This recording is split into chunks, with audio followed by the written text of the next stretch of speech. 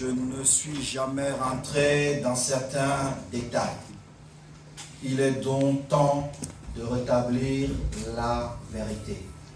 Et celui qui la contestera, j'autoriserai à nos équipes de publier tout ce que j'ai dit ici. Il me revient donc à présent le plaisir de vous dire quelques mots et de tracer les perspectives des mois à venir. Mais avant de clôturer nos travaux, j'aimerais, avec votre permission bien sûr, jeter un coup d'œil dans le rétroviseur pour voir le chemin parcouru à vos côtés. Il n'a échappé à personne d'entre vous que nous arrivons à la fin du mandat en cours.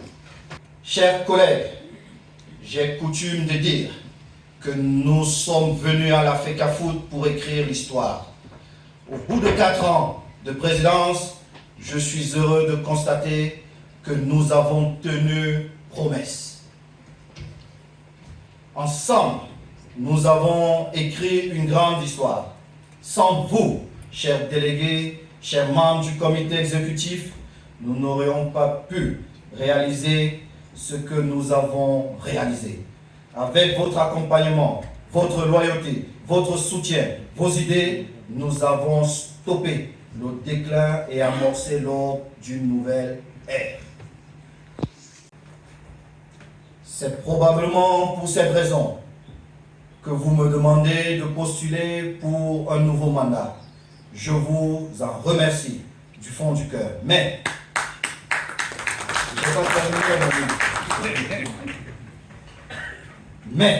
chaque chose en son temps.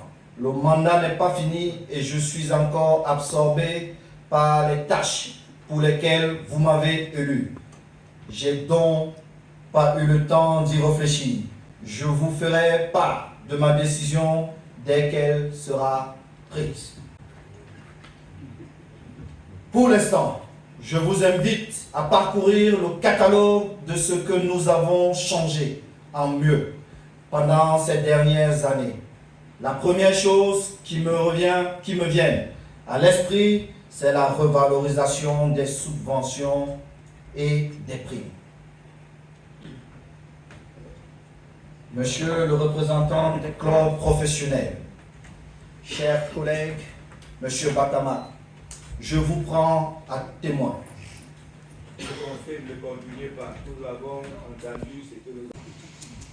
Nous sommes passés de 11 millions à 48 millions payés pour les bons élèves. Ceux qui se plaignent, c'est ceux qui ont le plus de procédures à la Fédération camerounaise de football avec des joueurs qui ne payent pas. Madame Mangele, chère maman, vous êtes dans cette salle. Je vous ai bien payé. Les primes pour le champion du Cameroun sont passées de 20 à 50 millions de francs CFA. Et celles de la Coupe du Cameroun de 10 à 25 millions.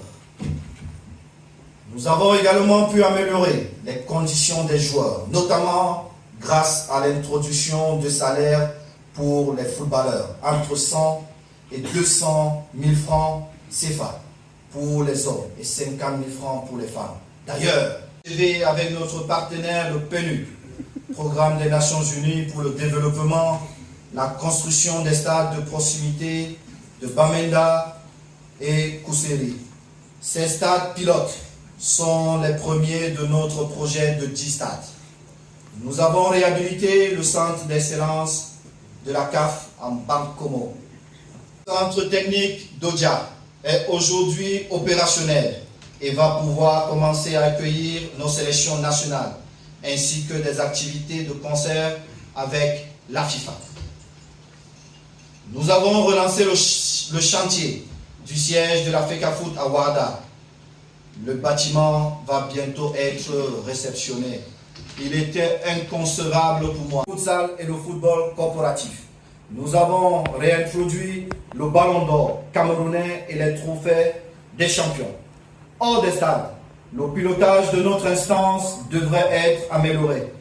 Nous l'avons fait. Nous avons restructuré la gouvernance administrative et financière, avec des rapports satisfaisants. Pareillement, des cabinets indépendants, les administrations fiscales douanières et la CNPS, chacune dans son domaine, auscultent notre gestion. Sur le plan financier, nous avons amorcé l'apurement de notre dette, quoique son volume soit encore important.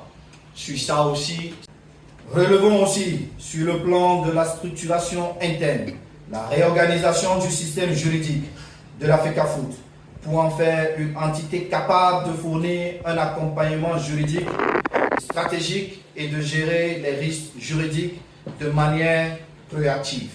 Et là, DAJ. Plus de 90% des procédures ont été gagnées.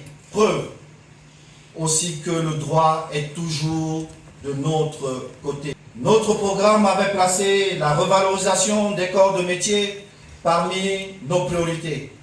C'est à cet égard que les ABIT ont bénéficié de toute notre attention. La valorisation et la professionnalisation des métiers d'entraîneur.